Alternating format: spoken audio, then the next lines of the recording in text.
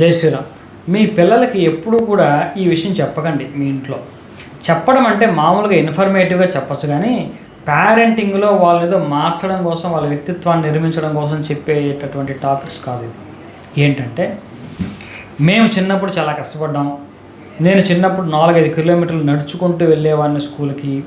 ఇప్పుడు మీరు సైకిల్లో కూడా వెళ్ళలేకపోతున్నారు, మీకు స్కూటర్ కావాల్సి వస్తుంది, బైక్ కావాల్సి వస్తుంది అని చెప్పడం.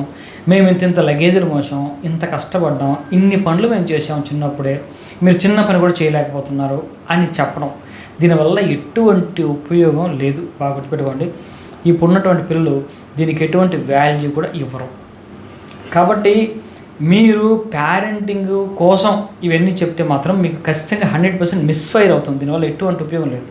మీరు ఇన్ఫర్మేటివ్గా చెప్పండి. అప్పుడున్నటువంటి పరిస్థితులు, అప్పుడున్నటువంటి లైఫ్ స్టైలు, అప్పుడున్నటువంటి కన్స్ట్రెయిన్స్, కండిషన్స్ ఇవి అని చెప్పడానికి నాలెడ్జ్ కోసం చెప్పండి తప్పిస్తే, వానికి మీరేదో చాలా కష్టపడ్డట్టు మేము ఇంత చేశాము మీరంత చేయలేకపోతున్నారంటే ఏ పిల్లవాడు దాన్ని అంగీకరించడు, ఎవడు దాన్ని యాక్సెప్ట్ కూడా చేయడు.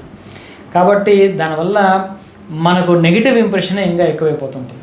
కాబట్టి జన్మలో ఎప్పుడు కూడా అటువంటి మాత్రం పిల్లలకి చెప్పకండి. ఈ కాలం పిల్లలు అస్సలు వినరు. అప్పుడు కొంతమంది అయితే రివర్స్గా క్వశ్చన్లు వేసే వాళ్ళు కూడా నేను గమనించాను. వాళ్ళు ఏంటంటే, అప్పట్లో డిగ్రీ అయిపోతే ఎంఆర్ఓ అయిపోతారంట, డిగ్రీ అయిపోతే కలెక్టర్ అయిపోతారంట, ఆ మాత్రం డిగ్రీ కూడా చేయలేకపోయావు నువ్వు, మేము ఇప్పుడు బీటెక్ చేస్తున్నాను, నీకేం తెలుసు మా కష్టం. రివర్స్ అవుతాయి. వాళ్ళు వేసే క్వశ్చన్స్కి మన దగ్గర సమాధానం ఉండదు, అనవసరం. కాబట్టి ఇటువంటి ఎప్పుడు చెప్పకండి. మనం డిఎంఐటి సాఫ్ట్వేర్ కొనుక్కున్నాను. నేను లైఫ్ కోచింగ్లో భాగంగా ఈ పేరెంటింగ్ టిప్స్, పేరెంటింగ్ మీద వర్క్షాప్స్ ఎక్కువగా చేస్తున్నాను.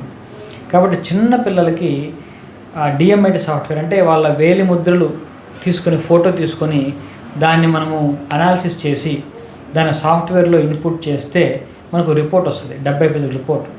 ఆ రిపోర్ట్లో ఏముంటుందంటే వీళ్ళ యొక్క బ్రెయిన్ కెపాసిటీ ఎంత, వీళ్ళు ఏ రంగంలో బాగా రాణిస్తారు, వీళ్ళకి ఏమి ఇష్టం ఉండదు, వీళ్ళకి నేచురల్ టాలెంట్స్ ఏమిటి, లెర్నింగ్ స్టైల్స్ ఎలా ఉంటాయి, ఈ విషయాలన్నీ కూడా బ్రహ్మాండంగా అర్థమవుతాయి. దీన్ని అర్థం చేసుకున్నప్పుడు మనకు పేరెంట్గా అంటే స్పోర్ట్స్ అంటే బాగా రాణించే అవకాశం ఉన్నప్పుడు స్పోర్ట్స్ చిన్నప్పుడు నుండి మనకి అందుబాటులో తీసుకొచ్చే అవకాశం ఉంటుంది. కొంతమంది మ్యూజిక్లో రాణించే అవకాశం ఉండొచ్చు, వాటికి మ్యూజిక్ టచ్ చేపిస్తాం.